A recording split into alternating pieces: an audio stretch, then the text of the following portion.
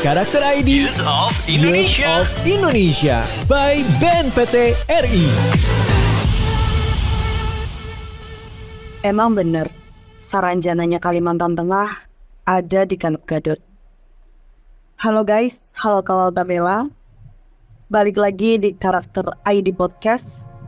Kenalin, aku Sevi, aku tinggal di Seruyan, yang mana tempat tinggal ini berdekatan dengan kabupaten yang konon katanya disebut-sebut sebagai Saranjananya Kalimantan Tengah. Ya, kalian pasti tahu sih guys, Saranjana ini kan lagi tren banget tuh, lagi diperfilmkan juga, dan lokasinya itu ada di Kalimantan Selatan. Dan ternyata Saranjana itu ada di Kalimantan Tengah. Lokasinya berada di pesisir pantai ujung Pandaran. Ya, jaraknya paling 95 km atau 2,5 jam lah ya, kalau dari pusat kota Sampit.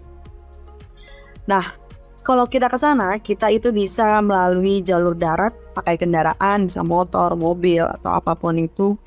Dan lu gak bakal nyangka kalau perjalanan itu menuju ke kampung gaib atau yang disebut dengan Kaleb Gadot. Ya, disebut juga sebagai Saranjananya Kalimantan Tengah. Kenapa sih gitu? Ya karena di sepanjang jalan lu gak bakal ngira di sepanjang jalan tuh indah banget. Lu pada bakal disuguhkan dengan udara yang sejuk, pohon kelapa yang membentang bahkan itu sampai beribu-ribu kilometer sepanjang jalan, dan itu bagus banget guys. Nah, yang kalian harus tahu juga, di kampung Kaleb atau Kaleb Gadot ini panjangannya, konon katanya kampung ini adalah kampung gaib yang memiliki kerajaan terbesar di Kalimantan Tengah. Jadi aku kalau lagi ngomongin Saranjana, aku selalu ingat sama kampung gaib ini guys. Secara kasat mata emang kita ngelihatnya kampung Kaleb Gadot ini sangat indah, pemandangannya yang luas, terbentang. Bahkan kalau dengan mata telanjang, lu pada bakal ngelihat kalau di sana itu kayak padang rumput yang luas tanpa adanya pohon-pohon yang tinggi. Ya sedikit sih adanya. Jadi di sana itu ilalangnya itu ya tingginya itu nggak lebih dari wanita dewasa. Jadi kalau lu ngelihat sepanjang jalan dan itu sangat terbentang luas banget, itu cuma ada tumbuhan ilalang. Bisa nggak kalian bayangin tumbuhan ilalang doang. Nah, kalau kalian berjalan terus mengendarai nanti, kalian tuh bakal ngelihat ada kumpulan pohon-pohon yang membentuk pulau-pulau. Dan kalian tahu, konon katanya pulau-pulau ini adalah pulau tempat jin-jin itu tinggal. Di sepanjang jalan tidak ada pohon-pohon besar kecuali yang gue sebutin tadi yang membentuk pulau. Dan lu tahu di daerah situ ada jembatan-jembatan karena perjalanannya itu di pinggir pantai ya guys, dan di pemandangannya indah banget. Jadi ada jembatan-jembatan yang di jembatan itu ada monyet-monyet. Tapi jangan salah, ini bukan monyet yang biasa aja yang kalian kira ini monyet-monyet yang ada pada umumnya, bukan. Nah, jadi gini nih ceritanya.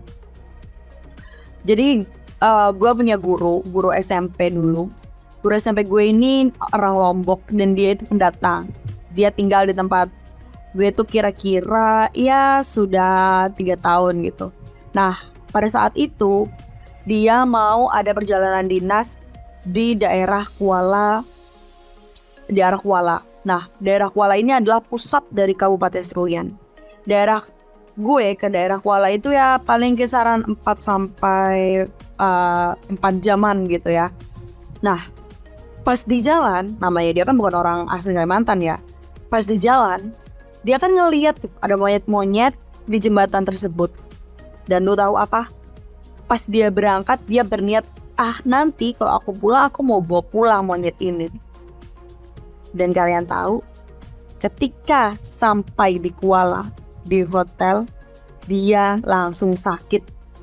Dia kira sakit biasa, demam atau yang lain gitu. Akhirnya dia beli obat, minum obat, dan ternyata dikasih tahu dengan warga daerah, warga lokal, bahwasanya ini bukanlah penyakit biasa. Kalau kata orang sini kayak kepidaraan atau yang lainnya lah. Usut punya usut, ternyata beliau itu berniat untuk mengambil monyet pun itu sudah tidak diperbolehkan. Makanya di situ beliau merasa sakit, demam yang beliau rasakan tadi.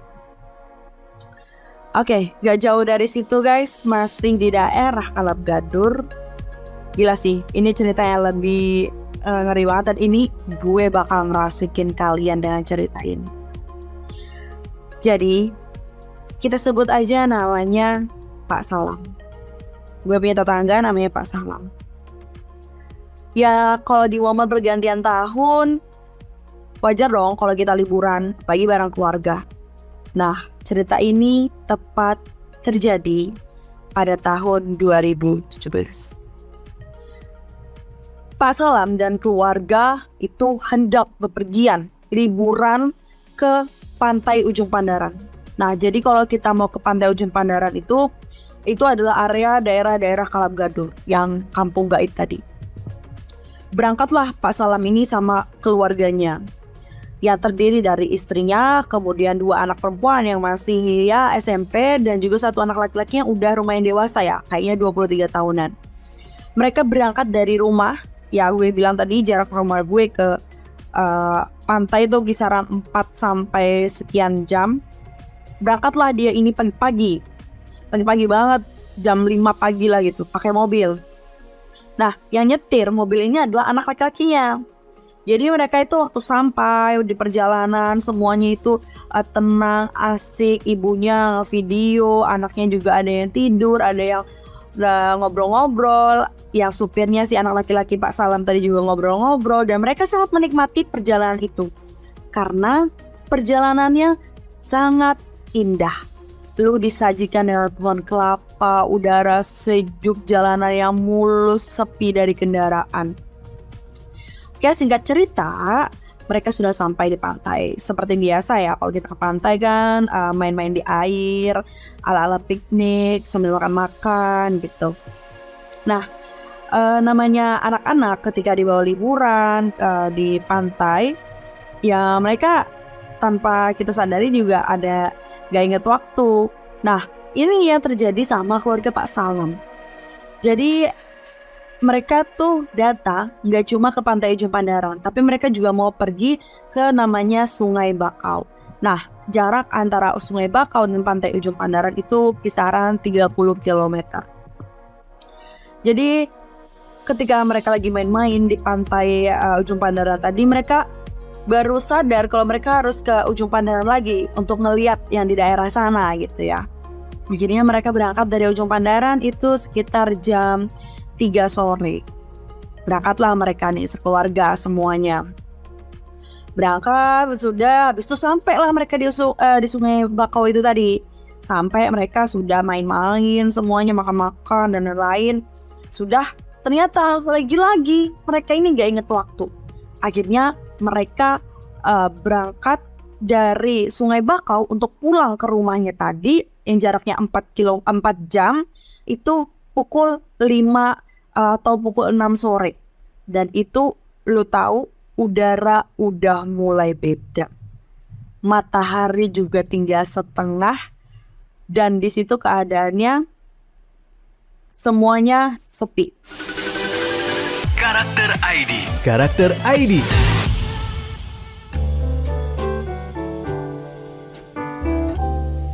Oke, lanjut. Pulanglah mereka ini mengendarai mobil. Masih anak laki-laki tadi yang nyupir kan. Masih terus, ternyata di jalan. Nah, di sini guys, keanehan yang mulai terjadi. Pas di jalan, anak laki-laki sebagai supir tadi itu dia ngerasa ada yang ngetok-ngetok di atas kabinnya. Tapi pas dia merasa itu, dia gak berani negur, dia diem aja. Terus keanehan selanjutnya, dia tetap jalan di mobil itu, dia tetap nyetir, dan dia ngerasa lagi ada yang ketok-ketok. Tapi kali ini ayahnya juga ngerasa, ya Pak Salam tadi. Mereka tetap santai, tetap berangkat lagi, lanjut. Anjir, merinding gue. Mereka tetap lanjut, terus sampai keanehannya sebenarnya itu terjadi. Pak Salam mendengar di atap mobil mereka itu ada hal yang jatuh dari atas. Spontan dong anak laki-laki ini memberhentikan mobilnya. Dia spontan berhenti. Ketika dia berhenti, tiba-tiba ada yang menabrak dari depan. Brak! Kaget dong sekeluargaan, yang anak cewek mama dia lagi main HP, ternyata kayak lagi nabrak sesuatu dan itu keras banget. Spontan dong anak laki-laki ini sama bapaknya sekeluargaan itu turun di kondisi yang memang sepi kendaraan. Suasananya sangat mencekam dan itu dingin banget, malam, sepi, nggak ada pohon dan kayak lu bener-bener di sauna yang padang Sahara, padang sabana yang emang nggak ada pepohonan di daerah situ. Terus tiba-tiba ada yang nabrak mereka dari samping, brak, dan ternyata mereka ditabrak sama mobil pickup. Mobil pickup pengangkut sayur mayur gitulah, pokoknya saran hijau yang mau berangkat ke Kuala. Jadi mereka berlawanan arah. Singkat cerita, mereka dibawa ke rumah sakit terdekat karena anaknya tidak sadarkan diri. Yang nyupir tadi setelah ditabrak itu ternyata anaknya itu kena dari mobil tadi. Dan sedangkan keluarga yang lain itu enggak, bapaknya, anaknya yang perempuan dan mamanya itu enggak kenapa-napa. Akhirnya dibantulah mereka ini sama orang-orang desa. Orang desaku datang ke situ untuk bantu-bantu mereka, diantarkan ke rumah sakit. Pas di rumah sakit itu kan pagi ya, itu kan kejadiannya malam. Paginya itu baru sadar anaknya setelah diobati segala macam. Barulah anaknya itu cerita. Katanya, aku gak ditabrak mobil, tapi aku ngeliat ada cewek yang datang ke arahku. Nah, di situ semua orang-orang desa yang nganterin dia ke rumah sakit, ya kepala desa, ya orang-orang tokoh-tokoh itu ngerasa, wah ini anak ini pasti ditegur, keluarga ini pasti ditegur sama orang daerah sana. Dan usut ternyata mamanya tadi itu membawakan makanan mateng, guys. Matengnya itu, ya kita tahu lah, kita tuh gak boleh bawa makanan matang seperti telur, seperti lain-lain ya, kebudayaan di situ ya. Nah ternyata mamanya itu bawa makanan-makanan mateng dan makanan-makanan bakar, sate bakar itu tadi enggak ngasih orang daerah tanda kutip makhluk gaib. Artinya mamanya ini enggak ada ngasih atau ngejatuhin silakan datuk, kalau kami gitu ya, silakan datuk, nah, ini datuk gitu, dan itu enggak ada. Nah ternyata si cewek yang datang ke anak laki-laki tadi mau minta itu tadi, guys. Dan real cerita ini mengajarkan kita banget bahwasannya kebudayaan dan adat istiadat di setiap daerah itu akan ada, selalu ada tanpa tergerus oleh hal-hal modern apapun. Jadi dari cerita ini sebenarnya banyak hal yang perlu kita hormati meskipun terlihat ataupun tidak terlihat di jalan. Dan buat kalian yang belum pernah ke Kampung Kalap ataupun ke Pantai Ujung Pandaran, kalian harus cobain sensasinya. Apalagi tadi cerita dari aku. Jangan lupa terus saksikan Karakter ID Podcast, karena aku siap merasuki kalian. Karakter ID Youth of Indonesia by BNPT RI.